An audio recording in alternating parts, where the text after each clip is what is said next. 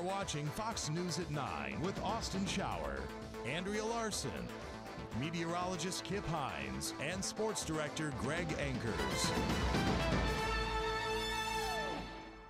Welcome back, everyone. It's an incredible story of survival and hope. A North Dakota woman's memoir gives a look back into a life of abuse and unspeakable tragedy and her fight to overcome it all. Reporter Kyle Johnson has more in tonight's Fox Focus.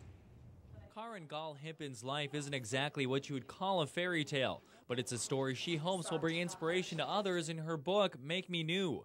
After surviving sexual abuse as a teen, she enlisted in the Navy.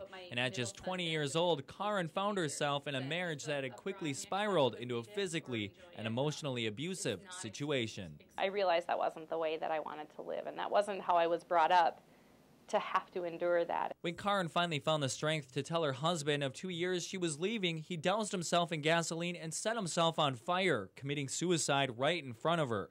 It was horrifying, and at first and right away, I tried to just kind of stuff it and compartmentalize because I had this 10-month-old baby. I had to be a mom. I was far away from my own support system. Karyn eventually moved back to Thompson, North Dakota, and began writing journals of her experiences as a means of therapy. And as Karyn shared them with the people in her life, she began to discover a gift. The more I talked about it and the more I wrote about it, people said, wow, you really have a story to tell. It took Karyn 1 year to turn her journals into a book, and after sending out only one excerpt, she was published. Today, life has come full circle for the author, who's now the mayor of Thompson, happily remarried, and a mother of 3 children.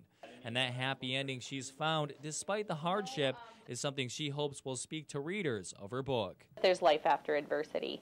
Each day, getting through it, it gets better, and there's good to be had. Kyle Johnson, Fox News.